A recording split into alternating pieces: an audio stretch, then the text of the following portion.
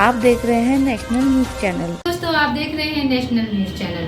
मैं हूं मायरा और आज हम पहुंचे हैं जिला पंचायत श्री वीरेंद्र सिंह गोसाई जी के पास। तो हम उनसे जानेंगे और आपको दिखाएंगे जिस तरह से जिला पंचायत का कार्यकाल चल रहा है और जानते हैं कुछ सवाल। नमस्कार। नमस्कार। हमारे चैनल में आपका बहुत बहुत स्वागत है। धन्यवाद। Thank you sir. सर, हम आपसे जानना चाहेंगे, जिस तरह से देखा जाता है 5 साल को पूर्ण होने जा रहे हैं आपके कार्यकाल को, तो क्या कहना चाहेंगे?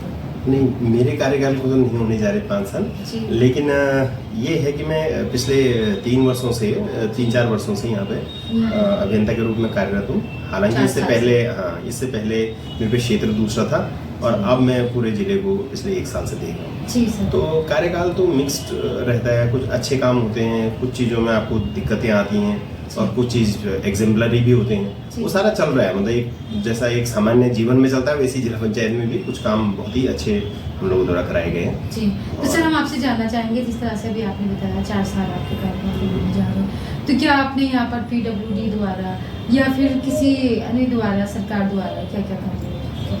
नहीं, मैं आपको थोड़ा बता दूं, जिला पंचायत कायदे से एक ऑटोनोमस बॉडी है जिसका एक सदन होता है और हमारे द्वारा जो वार्षिक प्लान होते हैं वो सदन के माध्यम से स्वीकृत कराए जाते हैं। उसमें सारी जो कार्य होते हैं उन कार्यों को हम स्वयं करते हैं। इसके अलावा वैसे होता है कि जिला प्लान होता है, जो डिस्ट्रिक्ट प्लान, उसमें PWD और अन्य विभाग काम करते हैं। हमारे वाले में जब हम खुद काम करते हैं तो हम अपने कार्यों को, जो हमारी क्षेत्रीय जनता द्वारा चुने गए प्रतिनिधि हमारे जिला पंचायत सदस्य होते हैं, उनके मार्फत लाते हैं। वो नियोजन समिति की बैठक के थ्रू हमारे आम जो बैठक होती है उसमें आते हैं और वहां से फिर हम उनको एग्जीक्यूशन फेज में ले जाते हैं। लेकिन कुछ काम ऐसे होते हैं जो हमें ये लगता है कि जिला पंचायत की आय में वृद्धि के लिए आवश्यक है, ऐसे निर्माण कार्य। तो ऐसे कार्य अभी हमारे 2 कार्य हमने टेकअप किए थे, उनमें से एक काम स्वीकृत होकर उस पे कार्य गतिमान है, वो चक्रोदा गेस्ट हाउस का हमारा एक काम है।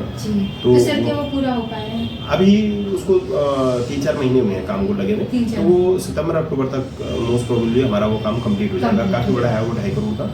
और इसके अलावा हम एक पार्किंग बना रहे हैं क्यारकुली में, मसूरी झील के पास। अभी उसका मतलब सैद्धांतिक स्वीकृति हो गई है, जब तक शासन उसको फाइनल स्वीकृति देता है तो वो भी करीब 16 करोड़ का। हालांकि वो क्योंकि बड़ा काम है तो उसको हम खुद नहीं बनवाएंगे, उसमें हमने PWD को उसकी कार्यदायी संस्था के रूप में नामित किया। तो ऐसे काम है जिनसे आने वाले समय में इस जिला पंचायत के आय में काफी बड़ी वृद्धि होगी। तो सर हम आपसे जानना चाहेंगे, जिस तरह से अभी बीच में 19 दिन हड़ताल रही है आपके उसमें, तो क्या कहना चाहेंगे? वो एक्चुअल अब जिला पंचायत और वो हड़ताल थोड़ा अलग विषय हो गया, क्योंकि वो डिप्लोमा इंजीनियर्स की थी पूरे प्रदेश में, और था उसमें कुछ मुद्दे ऐसे थे जिन पे शासन से सहमति नहीं बनी थी। मुख्य सचिव से वार्ताएं होने के बाद, प्रमुख सचिव से वार्ता होने के बाद, सचिव से वार्ताएं होने, मतलब वो कहीं फाइनल एक जो उसका अंतिमीकरण है वो नहीं हो पा रहा था। लेकिन बहरहाल इस प्रदेश में माननीय मुख्यमंत्री जी बड़े संजीदे हैं और उन्होंने लास्टली हमें बुलाया और उनकी जो अध्यक्षता में बैठक हुई उसमें फाइनली उसका सॉल्यूशन निकला और वो 19 दिन की हड़ताल स्थगित हो गई और अब उस पर कार्यवृत्ति भी जारी हो गया। अब जल्दी से जल्दी उसमें हमारे शासनादेश कैसे हों और कैसे विभागों को उसका लाभ मिले, उस पर हम लगातार कार्य कर रहे हैं। सर, देखा जा रहा है नशे का कारोबार बहुत तेजी से बढ़ रहा है, क्या कहना चाहेंगे? छोटे छोटे बच्चे नशे की चपेट में आ रहे हैं, कहीं ना कहीं कोई फैमिली अपने बच्चों को लेकर ग्रस्त है, तो क्या कहना चाहेंगे? शासन प्रशासन से क्या अपील करेंगे, क्या खुद से आप बताना चाहेंगे? मैम, अब आपने विषय थोड़ा सा एक अलग उठाया और बहुत गंभीर विषय है जो पूरे भारतवर्ष के पूरे विश्व भर में बड़ा, जिसका समझो आतंक है। और मैं तो ये कहूँगा, देखिए हर व्यक्ति पे हर जगह बहुत निगरानी नहीं रखी जा सकती। तो जो भारतीय संस्कृति या हम जिस सनातन संस्कृति की बात करते हैं उसमें शुरू से ही रहा है कि आप संस्कारों को बच्चों को दीजिए। अगर किसी बच्चे में अपने माता पिता के प्रति सेवा भाव, उनके प्रति आदर आ जाएगा, वो कभी किसी गलत कार्य को नहीं करेगा। ये केवल नशे के लिए ही नहीं बल्कि चोरी और अन्य भी जितने अपराध आज समाज में बढ़ रहे हैं उन सब पे लगाम लगाने का एकमात्र तरीका है कि आज माता पिता अपने बच्चों में संस्कार नहीं दे रहे हैं। उसका कारण है उनको समय नहीं मिल रहा। अब आदमी आज अपनी रोजी रोटी में इतना व्यस्त है कि उसे ये समझ में नहीं आ रहा है कि रोजी रोटी करनी जरूरी है या अपने बच्चों में, आने वाली पीढ़ियों में हमें संस्कार भरने हैं। विद्यालयों की स्थिति भी यही होगी, क्योंकि अब हर माँ बाप उन बच्चों को प्राइवेट स्कूलों में पढ़ाया जा रहा है। प्राइवेट स्कूलों का जो तरीका है पढ़ाने का वो पूरा एकेडमिक है। उनको केवल किताबी ज्ञान इतना भर देना है कि बच्चा उसमें 99 और 100% लाए, उससे कम कोई पीरियड नहीं सोच रहा है। लेकिन वो 99-100% लाने वाला बच्चा क्या वाकई संस्कार में भी 99 और 100% है, ये ध्यान नहीं दिया जा रहा है। हमारी पूरी एजुकेशन पॉलिसी उस तरफ कहीं नहीं जा रही। आने वाले समय में कैसे हम सर्वाइव कर पाएंगे जब हमारे बच्चों में संस्कार ना होते हुए और वो जो कुरीतियां समाज की या जो गलत चीजें हैं उनको वो एडॉप्ट कर लेंगे। तो सबसे बड़ा है कि संस्कारशील हो, हमारी एजुकेशन पॉलिसी ऐसी हो जिसमें बच्चों को इन सब चीजों के बारे में बहुत डिटेल से और बहुत तरीके से बताया जाए ताकि वो इनके जितने भी दुष्प्रभाव हैं उनके बारे में जान सके। तो सर एक लास्ट क्वेश्चन हम आपसे करेंगे। जिस तरह से अभी आपने देखा श्री पीएम मोदी जी यहाँ पर आए देहरादून के अंदर और 2.5 घंटे का जो रास्ता था देहरादून से दिल्ली का उसे आसान बनाया गया, तो आप इस बारे में क्या कहना चाहेंगे?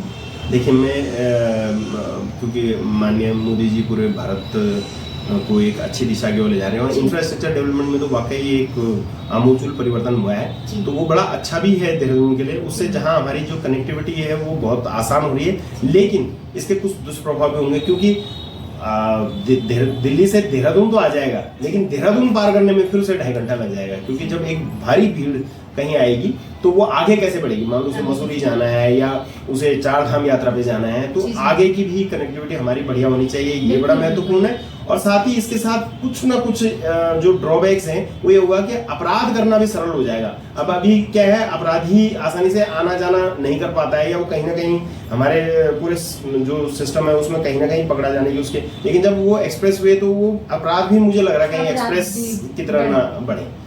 ये एक मन में संशय है। जी बिल्कुल। तो सर जिस तरह से आपने बताया कि अपराध बढ़ेंगे, अपराधों को अगर लेकर बात करते हैं तो वाकई उत्तराखंड के अंदर क्राइम बहुत ज्यादा हो रहा है, तो क्या कहना चाहेंगे?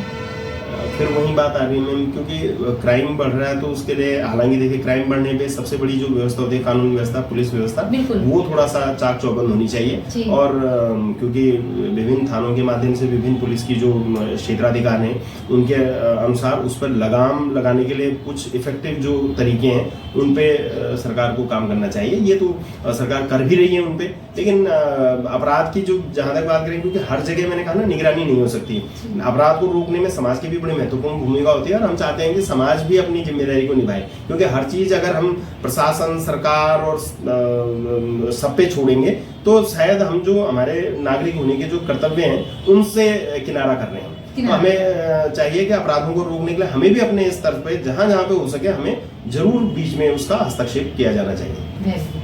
तो दोस्तों जिस तरह से आप देख रहे हैं हमारे साथ श्री वीरेंद्र सिंह गोसाई जी हैं, अभी आपने उनके विचार सुने हैं। मैं यही कहूँगी और अपील भी करूँगी, सर बहुत एक्टिव हैं और आगे बढ़ रहे हैं और जिस तरह से अभी बताया कि पलायन को लेकर और जिस तरह से श्री मोदी जी के बारे में भी बताया उन्होंने कि मंसूरी आने के लिए या 4 धाम यात्रा आने के लिए कोई ना कोई तो प्रॉब्लम हो सकती है, क्योंकि देहरादून से दिल्ली जा सकते हैं पर वहाँ से यहाँ तक आने के लिए फिर से 2.5 घंटे का जो सफ़र है, कहीं ना कहीं डेवलपमेंट जो हो रहा है उसमें कहीं ना कहीं आपत्ति आएगी। तो मैं सर के विचारों से भी सहमत हूँ, मैं भी यही आशा करती हूँ कि आप भी उनके विचारों से सहमत रहें। तो मैं धन्यवाद करूँगी सर का हमें टाइम देने के लिए। धन्यवाद सर। धन्यवाद।